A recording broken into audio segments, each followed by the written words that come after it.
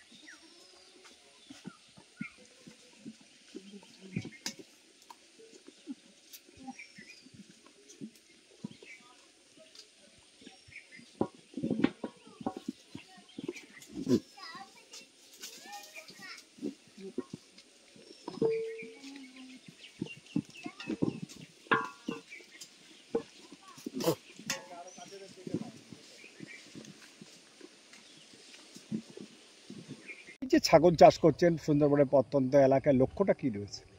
লক্ষ্যটা এই ছাগল চাষ থেকে আমার সংসার জীবিকা নির্বাহ করা।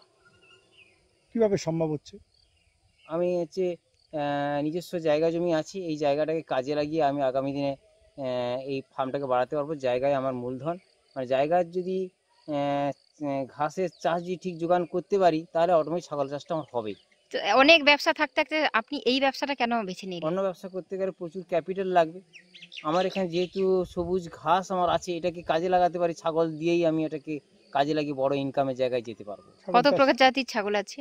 আমার এখানে ব্ল্যাক বেঙ্গল দুটো প্রজাতির ছাগল আছে, একটা ব্ল্যাক বেঙ্গল, একটা হচ্ছে বিটেল প্রজাতির ছাগল আছে।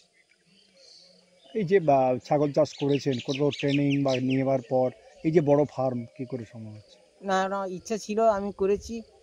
আগে কোনো ট্রেনিং ছিল না, কোনো টেকনিশিয়ান ভাবে করতাম না, এমনি গতানুগতিক করতাম, টেকনিকটা এত জানতাম না। এখন রামকৃষ্ণ মিশনের থ্রু ট্রেনিং পেয়েছি, সেখান থেকে আরও ট্রেনিংটা পাওয়ার পর থেকে আমি আমার মানে চিন্তাধারা ডেভেলপ হয়েছে, চিন্তাভাবনাটা চেঞ্জ হয়েছে, যে এখান থেকে টেকনিক্যালভাবে করলে আরও বড় প্রজেক্ট করা যেতে পারে, সেটা ভাবছি, আগামী দিনে ভাবছি আমি এটাকে নিয়ে। প্রজেক্টের জন্য এই ঘর বাড়ি শুরু করেছেন? তো আমি তৈরি নিজস্ব কাঠ বাঁশ ছিল, তাই এটাকে দিয়ে আমার সম্ভব হয়েছে। কতগুলো ছাগল আছে এখন? এখন বর্তমানে 50 পিস ছাগল আছে। মাসে কত ইনকাম আসে?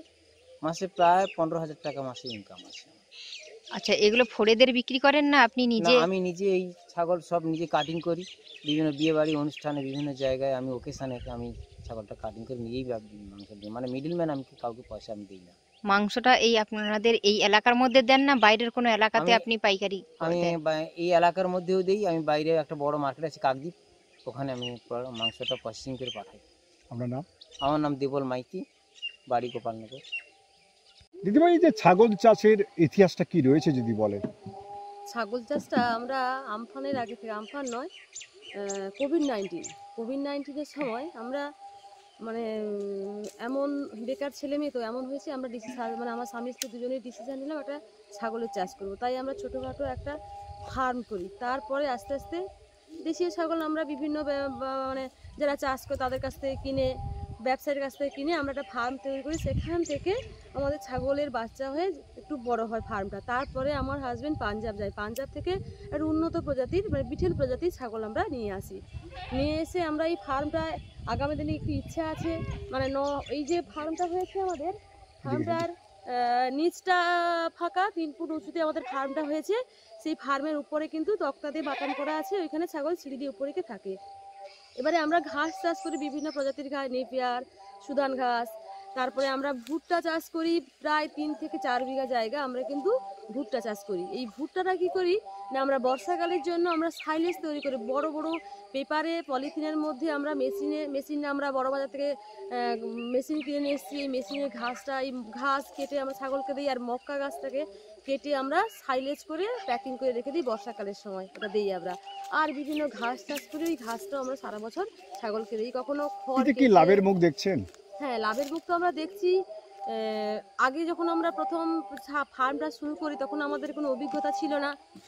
ডাক্তাররা প্রচুর পরিমাণে আমাদের ভিজিট নিত বা বিভিন্ন মেডিসিন নিয়ে প্রচুর বিল হয়ে যেত। কিন্তু আমার হাজব্যান্ড রামকৃষ্ণ মিশনের আন্ডারে ট্রেনিং নিয়ে ইউটিউব চ্যানেল থেকে প্রশিক্ষণ চাষ দেখে আমরা কিন্তু এখন নিজেরাই চিকিৎসা করি। পিপিআর ভ্যাকসিন, তারপরে বিভিন্ন ছাগলের যে কোনো সমস্যা হলে আমরা নিজেরাই চিকিৎসা করি। আমার একটা ছোট ছেলে আছে 12 বছরের, ইঞ্জেকশন দেওয়া থেকে সেও ফুল টাইম আমাদের, মানে বাইরের কাউকে লাগে না, ডাক্তার বলতে কাউকেই লাগে না। কিন্তু আমরা বিভিন্ন বিএলডিও সাহেব যে আছে তাদের সঙ্গে আমরা যোগাযোগ করি, বলি যে আমাদের অসুবিধাগুলো কী হয়েছে। তারপরে আমার হাজব্যান্ড রিসেন্ট নরেন্দ্রপুর রামকৃষ্ণ মিশনের আন্ডারে আমার একজন দিদি, রেবতী দি, ওনাকে ট্রেনিংয়ে নিয়ে যায়, সেই থেকে অনেকটা উপকৃত পেয়েছি। চাষের প্রতিও তার অভিজ্ঞতা বেড়েছে। আরও আমাদের পরবর্তীকালে ইচ্ছা আছে এই ফার্মটাকে বিশাল বড় করব, প্রজেক্ট বানাবো। তারপরে আমাদের মাংসের অর্ডার প্রচুর আসে, আমরা দিই, কিন্তু আর্থিক দিক দিয়ে একটা বিশাল বড় যে প্রজেক্ট করতে গেলে যে একটা আর্থিকের প্রয়োজন, সেইটা আমাদের কাছে একটা মানে এস্টাবলিশ ঠিক নয়, যাতে আমাদের কুইন্টাল মাংস আমরা বাইরে ডেলিভারি দিতে পারি। আমরা তো কদিন আগে আমরা 2 কুইন্টাল মাংস দিয়ে দিলাম, আমাদের কোচবিহারে গেল মাংসটা। আবার রিসেন্ট একটা 55 কিলো আছে, আর বৈশাখের 29 তারিখে একটা আছে যেটা হচ্ছে হাওড়া যাবে, 1 কুইন্টাল 80 কেজি মতো মাংস। আমার হাজব্যান্ড নিজে মাংস কাটে, সবটাই নিজে করে। মাসে কত তবু ইনকাম আসে? মাসে ইনকামটা আমার হাজব্যান্ড দেখে, আমি ঠিক ইনকামের কথাটা বলতে, ইনকাম তো নিশ্চয়ই থাকে, আমরা বেকার, আমাদের একটা সংসার মেনটেন্স করতে গেলে একটা খরচা তো আছে। আর আমরা তো টোটালি ফার্ম নেই থাকি, বাচ্চার পড়াশোনার কাছ থেকে একদম একটা ফ্যামিলি মেনটেন্স করতে গেলে যা খরচা হয় সবটাই তো এখান থেকেই আমাদের আসে। আপনার নাম? আমার নাম তপতী মাইতি।